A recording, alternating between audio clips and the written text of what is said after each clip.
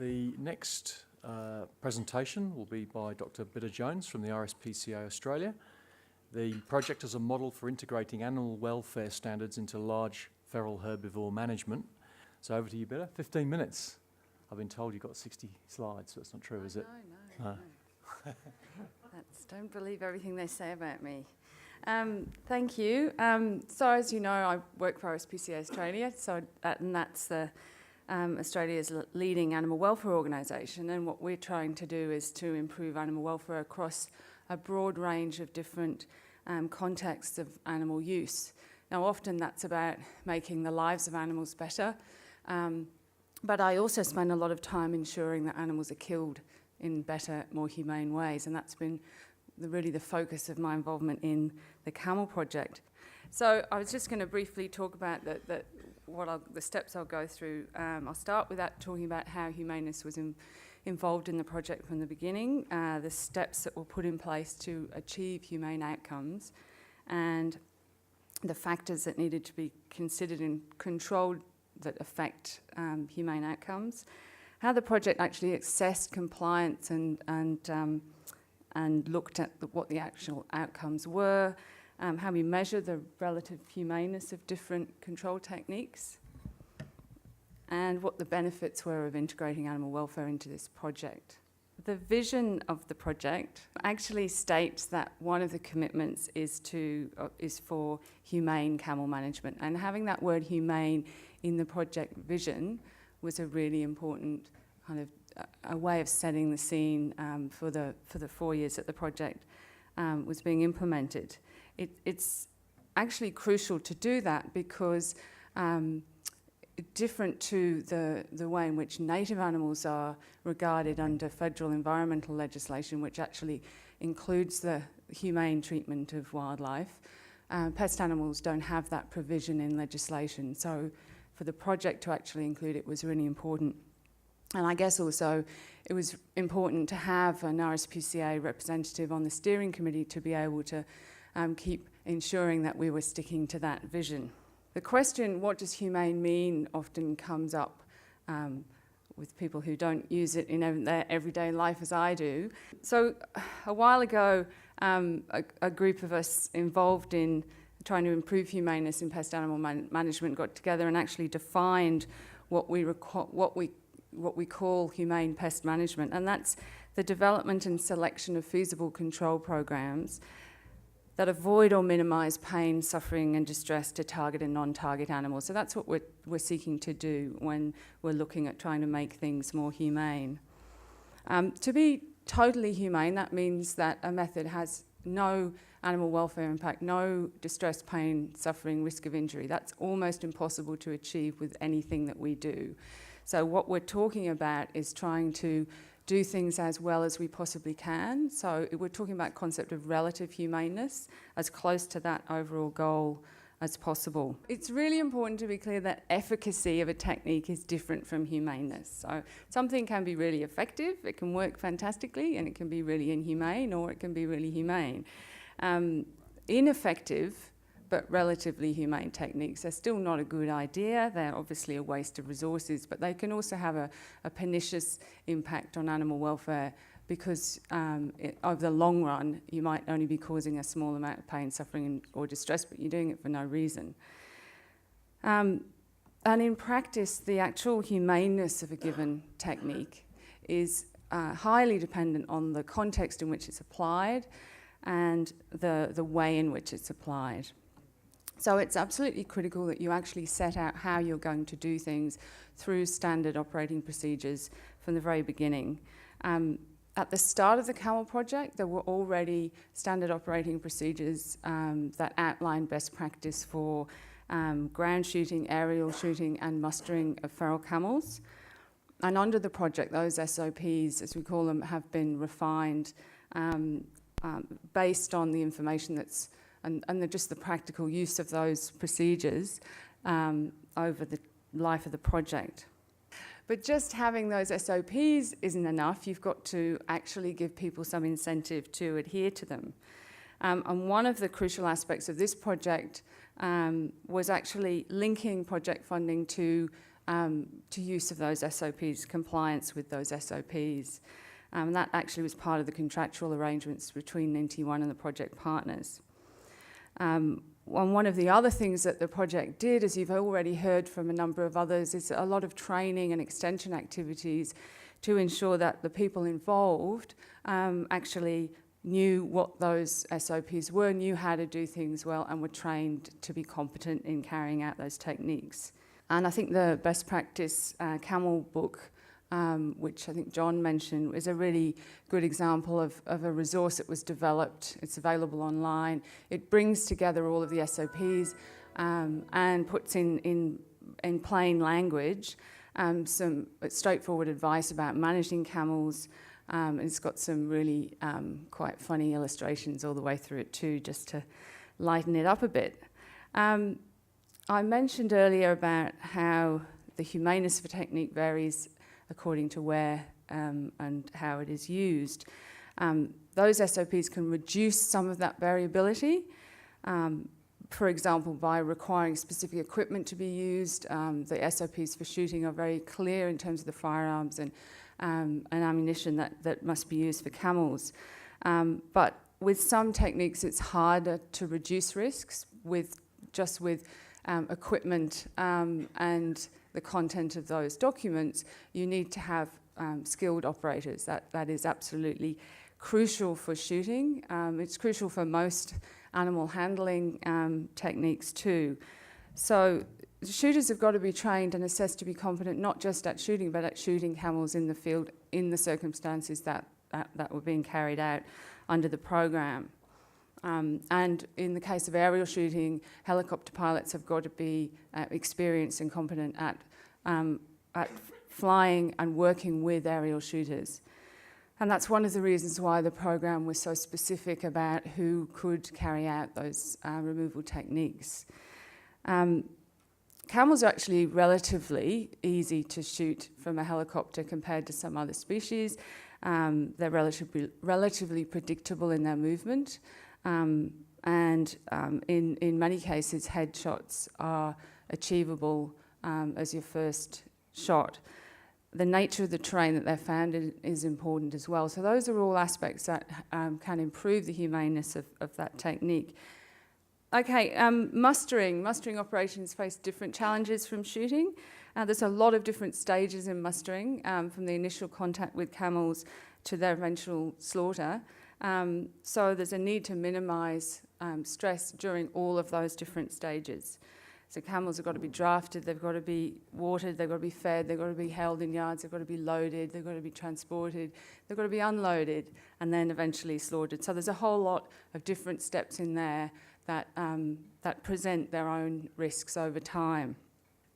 So another key aspect of the project was the actual auditing of control operations against the requirements of the SOPs. For mustering, those operations seeking removal assistance, I think John touched on this earlier, they had external auditing of their mustering and loading operations. And what was good about that process was that any issues that were picked up during those assessments were able to be fed back to the operators to allow a process of continuous improvement. I think that's meant that the mustering teams have become better and more efficient over time. I mean, that's just happened because they've been doing more of it, but they've increased their capacity to comply with best practice because of that. I think there's still room for improvement in that mustering to slaughter process, but some of that needs actual investment in infrastructure to be solved, and that's not going to come until there's a little bit more sort of security of supply. It's also important to note the project didn't actually assess the whole supply chain. It looked at the mustering process, it looked at loading, but it didn't audit transport or it didn't audit slaughter.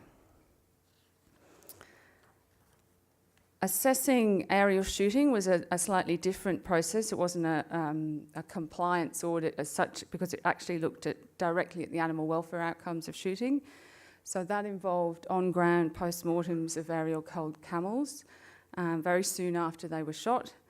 And that that was aimed at determining 4 different parameters. So the time to death, and these are estimates, estimated time to death, the instantaneous death rate, so the number of the proportion of camels that died instantly, the wounding rate, and the postmortems also looked at the location of bullet wound tracts to help in those estimates of time to death. Over the course of the project, over 700 animals were assessed by an independent vet over 7 different aerial culling operations. And as with the mustering order, it's the results of those assessments were then immediately fed back to the individual shooters.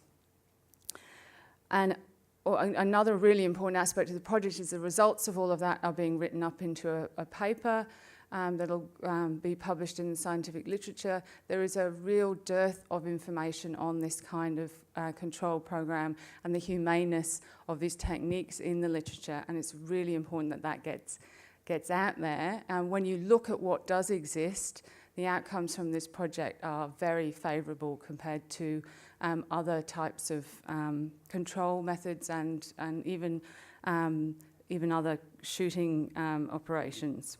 In 2009, the RSPCA was part of a team that was involved in developing a model for assessing the relative humaneness of different pest control techniques. And we have looked at the different Camel methods against that model. What it does is it looks at the humaneness across 2 stages. So the first part, Part A, looks at the animal welfare impact of a method prior to the actual mode of killing. And then the second part looks at the impact of the method of killing itself. So for commercial use, the first part of that covers all the stages from mustering to just prior to slaughter, and the second looks at slaughter. For shooting, it starts from the period when the animal actually first becomes aware that it's being pursued. That's when the method sort of hits in, and then goes to the time it's shot.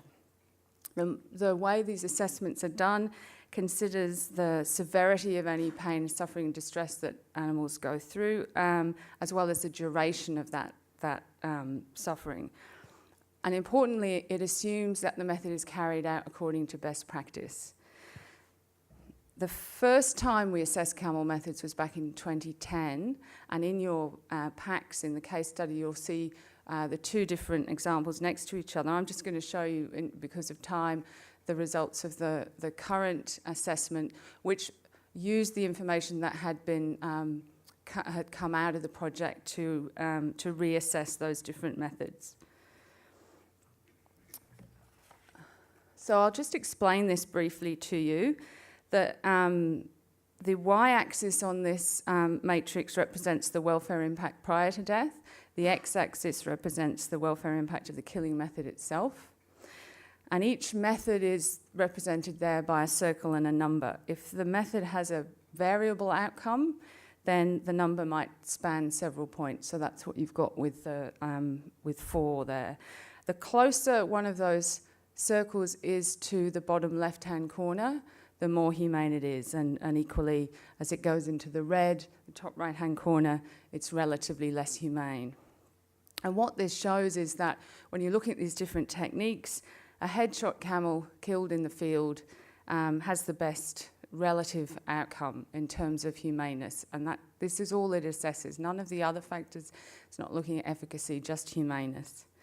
And because mustering for commercial slaughter has many different stages over quite a long period of time, the cumulative effect of those means that in this assessment it comes out as relatively less humane. But it's still, all of these are still in the green area, if you like, of this matrix. And remember, what's shown here is the best outcome possible. So if you do any of these methods badly, you will end up in the red. The scores would be very different if you weren't motivated to be doing things well. So just before I finish, I'd like to sort of touch on the role of the RSPCA in this project. For a number of years, RSPCA Australia has invested in activities to promote the humaneness of pest animal control programs, including to help refine, develop and implement best practice. Through this project, we were also able to provide input into the assessment and verification activities. And in return, we've been able to, or the project partners have shared the outcomes of their activities with me, and provided access to mustering and aerial shooting operations, which has helped me and the RSPCA more broadly better understand and improve our understanding of camel management. And I'm really grateful to the people that have made those things possible. A lot of them are here today.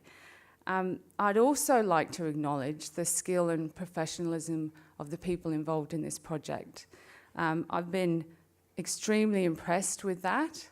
And I think while we talk about the number of camels that have been removed during the project, it's important to remember that behind those numbers were people actually going out there and doing the shooting, doing the mustering, and in many cases that's a very difficult job.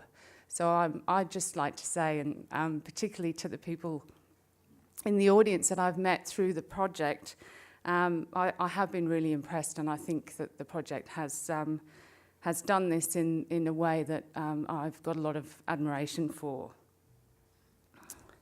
Finally, what do I think the project itself has done in terms of the benefits why do this? Why bother ensuring humaneness in a project like this? Well, I think a key benefit, obviously, is better animal welfare outcomes. That's the given. That's why I put the time and effort into it. But I think it actually goes further than that in terms of the implementation of the project, because there's a legacy here of skills, training, information, education that will go on further, and also has been able to be already picked up by other management of other large feral herbivores. So the program's provided a model for other programs. I think simply, ethically, this is the right thing to do to ensure that you're doing things in the way that causes the least possible impact on animals. It's allowed the public to have confidence in the project, and it's also provided a sound basis for explaining the choice of methods used and their outcomes. And that's, again, the transparency that the project's had, and the fact that this information will be published is really important. So thank you.